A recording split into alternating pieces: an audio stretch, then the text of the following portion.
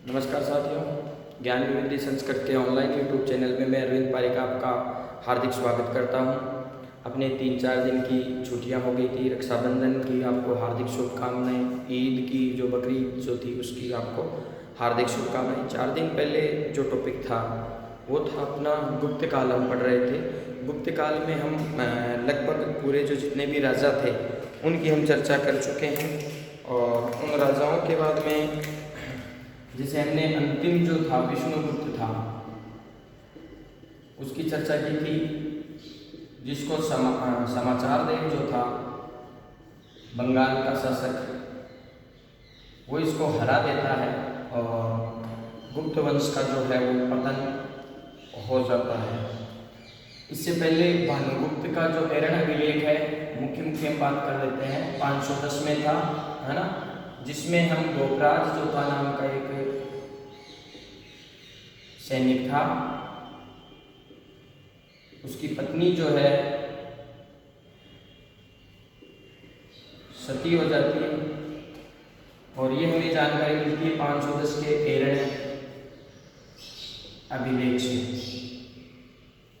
ये very very important है और इस युद्ध को, इस स्वतंत्रता संग्राम को, जो ये युद्ध हुआ था, इस युद्ध को स्वतंत्रता संग्राम की संज्ञा दी है एच.सी. रायचौधरी। ठीक है, ये मुख्य बातें थी। पतन हो जाता है, अहिंसक बौद्ध नीति यानी किसी की हिंसा नहीं करना, लगातार निर्बल उत्तराधिकारी, कमजोर शासक। और देखो अब जो प्रमुख इसकी बात है वो है गुप्त प्रशासन।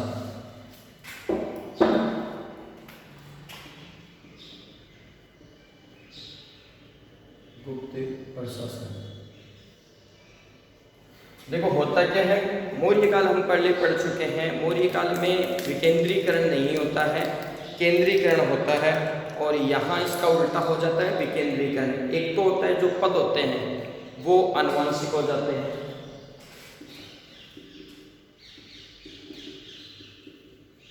आनुवंशिक हो जाते हैं यानी पीढ़ी दर पीढ़ी। जैसे गहलोत साहब है, उसका पुत्र सीएम बन जाएगा। अभी ये सीएम है राजस्थान के, इसके बाद में इसका पुत्र सीएम बन जाएगा, फिर इसका जो पुत्र है वो सीएम बन जाएगा। ये हो गया अपना आनुवंशिक। ठीक है, हालांकि इसमें जरूरी ये नहीं था कि ज्येष्ठ जो पुत्र है वो ही राजा बने या शासक बने। एक बात तो थी अपनी ये। दूसरी बात थी कि एक व्यक्ति से अधिक पदों की, एक से अधिक पद, एक से अधिक पद। जैसे गोविंद सिंह जी डोटासरा अपने अभी हाल ही में क्या थे, पहले डोटासरा जो थे प्रदेश अध्यक्ष बना दिए गए हैं और इससे पहले क्या थे, वो शिक्षा मंत्री थे और अब भी है। तो 2 पद मिल गए, एक प्रदेश अध्यक्ष का मिल गया और शिक्षा मंत्री का मिल गया। एक से अधिक पद ये हमें इस प्रशासन में मिलता है। ज्येष्ठ जो पुत्र होता था वो जरूरी नहीं था कि राजा बने।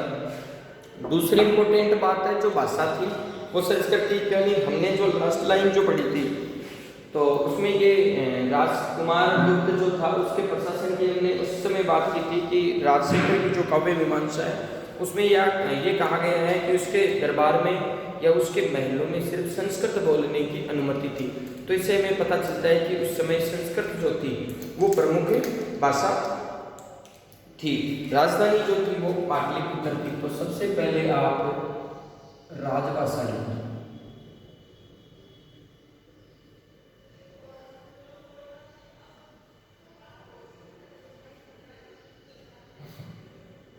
राजभाषा संस्कृत।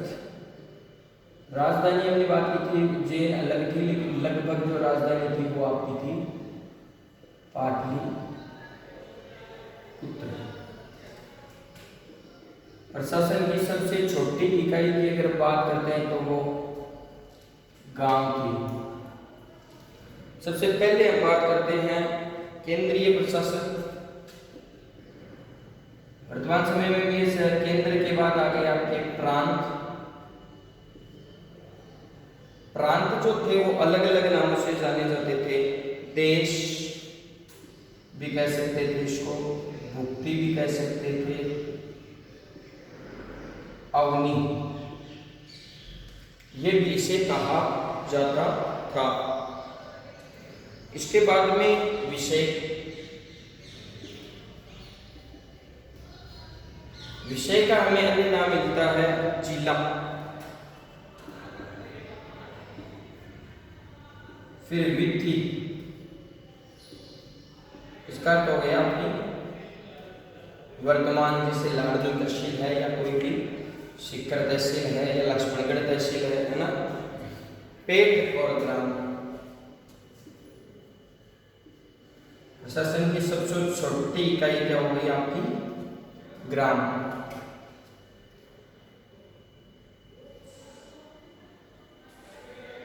ठीक है, ये तो थी केंद्रीय प्रांतीय जो है वो। इसके बाद में नगर प्रशासन।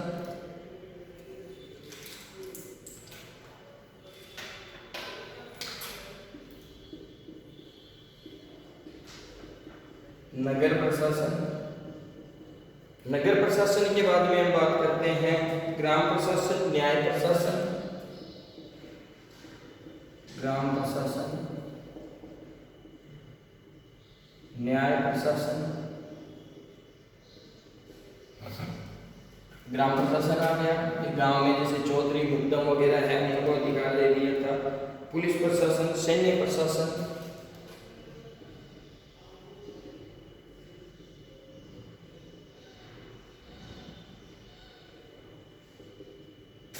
और आपका जमीन से जो संबंधित है पूरा राजस्व है प्रशासन। ये आप डायग्राम बना लीजिएगा। कुछ जो राजा थे उनकी हम बात करते हैं, जैसे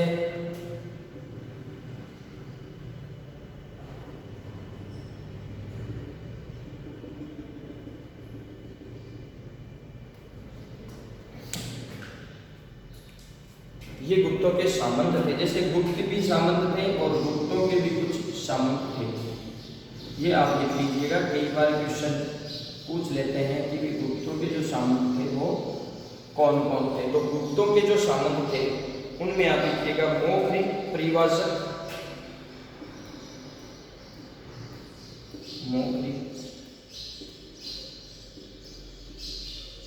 परिवाचक, और आपका उत्तरगुप्त, उच्चकल, उत्तरगुप्त, और एक आपका कौन हो गया मैत्रक, वर्मन और सनकालिक। सनकालिक, मैत्रक, सनकालिक है ठीक है, वर्मन और उच्चकल, ये सो वर्मन वगैरह।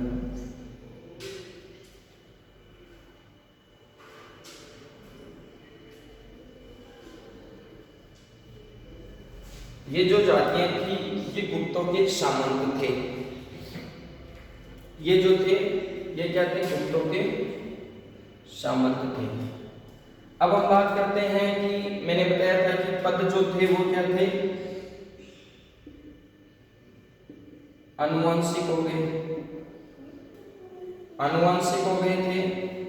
तो अनुवांशिक में जैसे दुर्गबुद्धि का जो पुत्र था,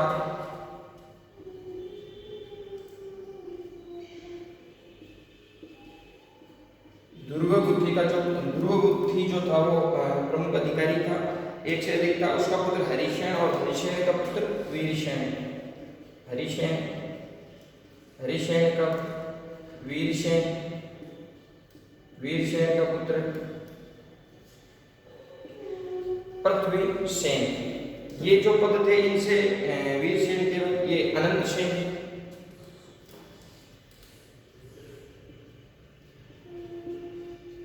कुमारगुप्त का था ये।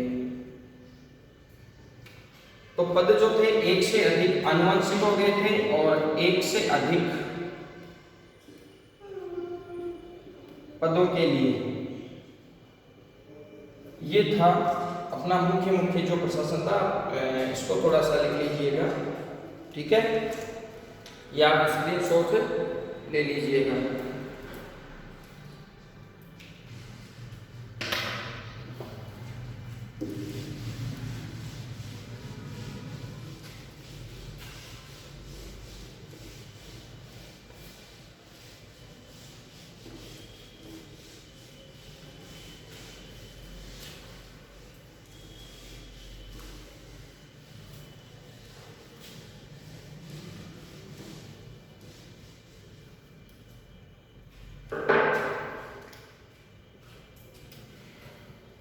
गुप्त सम्राट जो है वो परम प्रतारक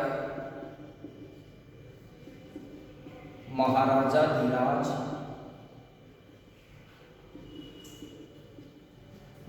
धीराज, जैसी बड़ी उपाधियां धारण की, ये उपाधियां धारण की थी इन्होंने, है ना, मुख्य जो ये उपाधि इन्होंने धारण की थी। अश्वमेध यज्ञ भी इन्होंने करवाए थे।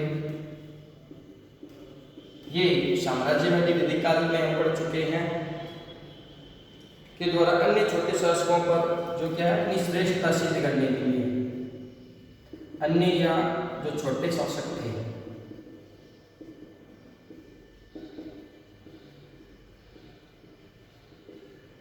अपनी श्रेष्ठता के लिए कि भाई हम सर्वश्रेष्ठ हैं या सर्वश्रेष्ठ, ऐसी ये उपाधियां धारण करते थे। अश्वमेध वगैरह जो यज्ञ थे वो ये करवाते थे। बात करते हैं हम कि अन्य जो बातें हैं गुप्त में, जैसे विक्रमादित्य है, ठीक है, चंद्रगुप्त है, ये एक उपाधि धारण करते थे अप्रतिरथ, जिसका योद्धा होता है अद्वितीय या युद्ध। ऐसी उपाधि ये लोग जो थे वो धारण करते थे।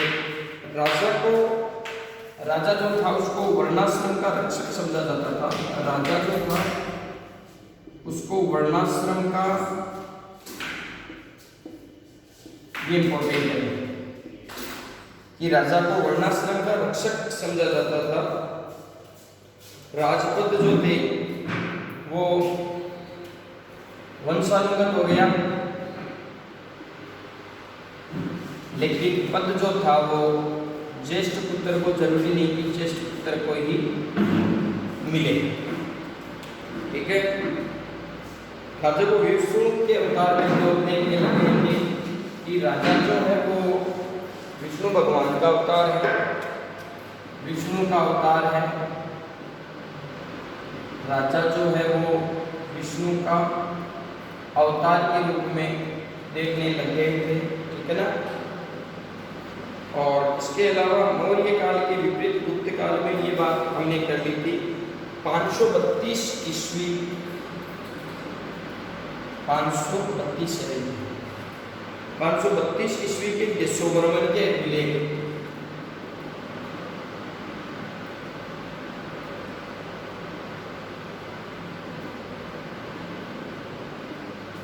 532 ईस्वी के यशोवर्मन के अभिलेख व शासकों में,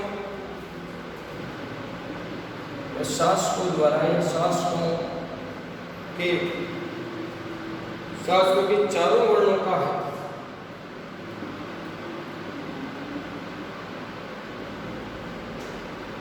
ये हितों का रक्षक, ये लाइन इतनी ध्यान की 532 ईस्वी का यशोवर्मन का जो अभिलेख है इसमें हमें चारों वर्णों के हितों का रक्षक, यानी जो चारों वर्ण ब्राह्मण, क्षत्रिय, वैश्य और शूद्र है वो शासकों को बताया गया है। देखिए शासकों को क्या बताया गया, चारों वर्णों के हितों का रक्षक बताया गया है। ये इंपॉर्टेंट है कि यशोवर्मन का अभिलेख जो था वो और कब का था 532 में शासकों को क्या बताया गया, चारों वर्णों के हितों का रक्षक बताया गया है। अब हम बात करते हैं जो प्रमुख अधिकारी जो थे उनकी हम बात कर लेते हैं।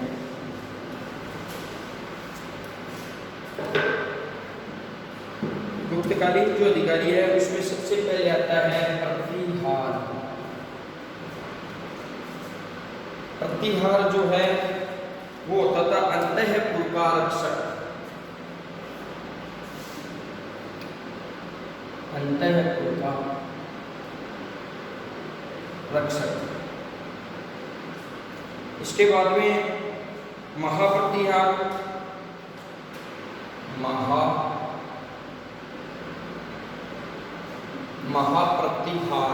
महाप्रतिहार जो था वो राजमहल का प्रथम प्रधान सुरक्षा अधिकारी था। राजमहल का प्रथम प्रधान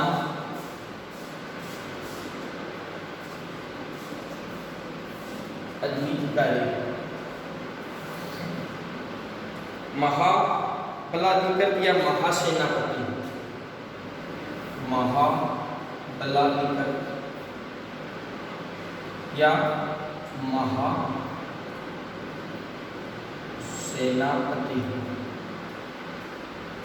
इसका अर्थ होता है सेना का सर्वोच्च अधिकारी। सेना का सर्वोच्च अधिकारी। उसके बाद में महादंडनायक। महादंडनायक मुख्य, देखो दंडनायक से पता चल जाएगा, दंड के नाम से ये जो था वो मुख्य न्यायाधीश। दंड से ही पता चल जाएगा कि ये क्या इस पद का क्या वैल्यू है, ये पद से पता हमें चल जाता है। महासंधि विग्राहक।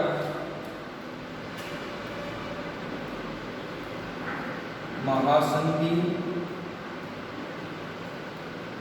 विग्राहक युद्ध में जो संधि करने वाले थे, युद्ध में शांति का अधिकारी या विदेश मंत्री। युद्ध में शांति का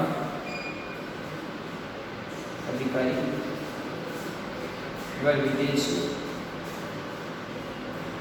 मंत्री। इसके बाद में पुष्पपाल।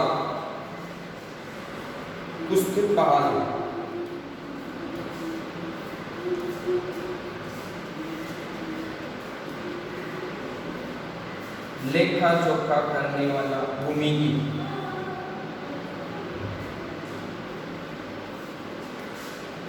भूमि का लेखा जोखा करने वाला। ठीक है, फिर आगे एक और लिख लीजिएगा दंडपाशी।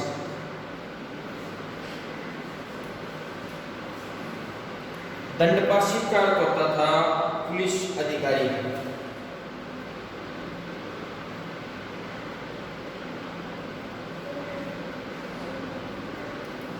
पुलिस अधिकारी। ये एक बार आप स्क्रीनशॉट इसका ले लीजिए।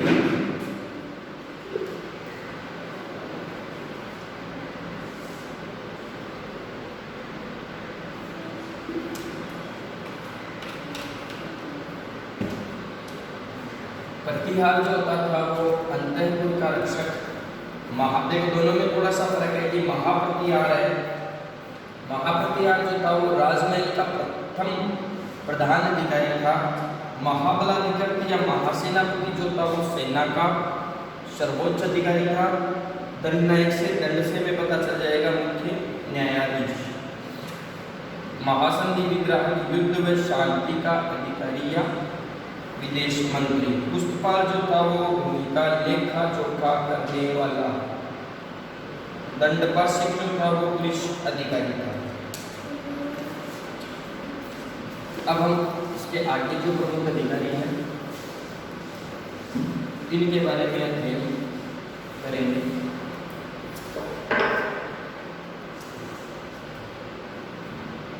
उसके बाद के बाद दंडपाशिक अपना हो गया विनय स्थिति स्थापक।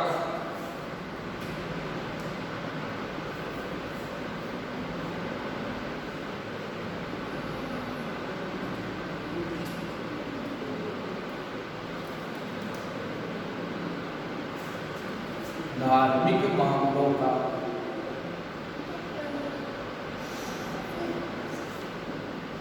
अधिकारी।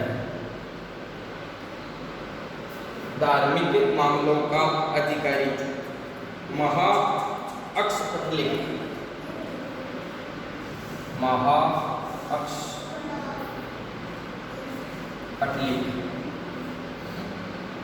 महा अक्षपटलिक जो था वो आपका आय एवं व्यय का लेखा जोखा करने वाला।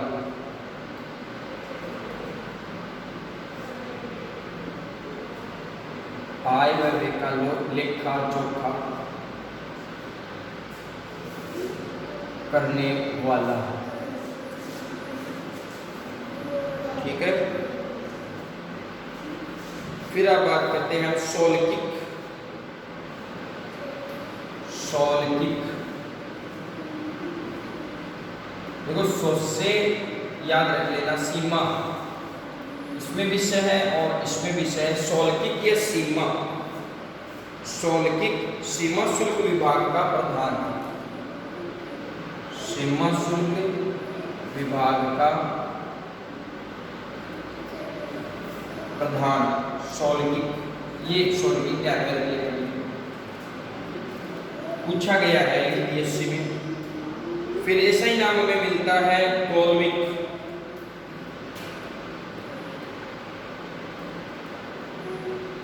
गौलमिक इसका होता है वन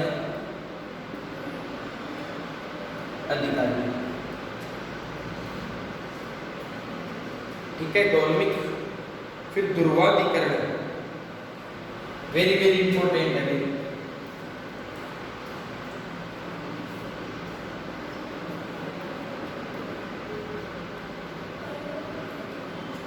ध्रुवाधिकरण राजस्व एकत्र करने वाला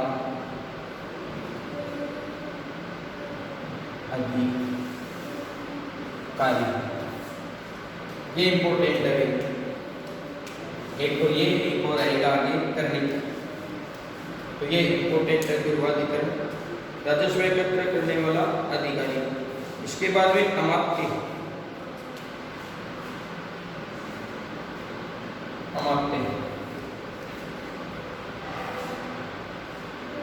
नौकरशाह है, ब्यूरोक्रेसी जो होती है। कुमार अमात्य सर्वोच्च प्रशासनिक अधिकारी। कुमार अमात्य सर्वोच्च प्रशासनिक अधिकारी। कुमार अमात्य सर्वोच्च प्रशासनिक अधिकारी। पुरपाल नगर का प्रमुख अधिकारी। पुरपाल नगर का प्रमुख अधिकारी। एक बार रिवाइज कर लीजिएगा इनको। कुमार अमात्य जो था वो सर्वोच्च प्रशासनिक अधिकारी था। विनय स्थिति स्थापक जो था वो धार्मिक मामलों का अधिकारी था। महाअक्षपटलिक जो था वो आय व्यय का लेखा जोखा करने वाला था। शोलकिक जो था वो सीमा शुल्क विभाग का अधिकारी था। जैसे शोलकिक है वैसे क्या है, गौलमिक है। गौलमिक जो था वो वन अधिकारी था। ये इंपॉर्टेंट है, हालांकि सभी इंपॉर्टेंट है लेकिन ये ज्यादा इंपॉर्टेंट है थोड़ा सा। ध्रुवाधिकरण जो है वो राजस्व एकत्र करने वाला अधिकारी था। अमात्य जो है वो नौकरशाह था। पुरपाल जो है वो नगर का प्रमुख अधिकारी था।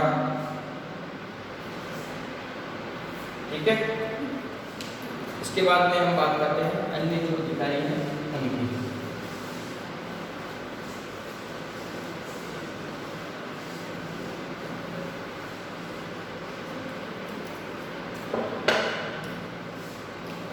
खुरपाल तक हो गया था, फिर महाभंडा, बड़ा नाम है, आराम से देखना है। भंडागार अधिकृत, महाभंडागार अधिकृत, राजस्व राजकीय कोष का जो प्रधान था, ये भी इम्पोर्टेंट है। राजकीय कोष का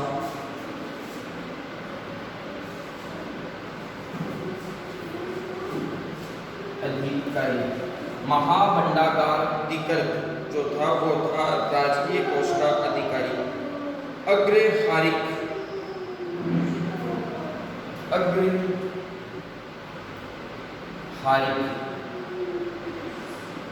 दान विभाग का अधिकारी।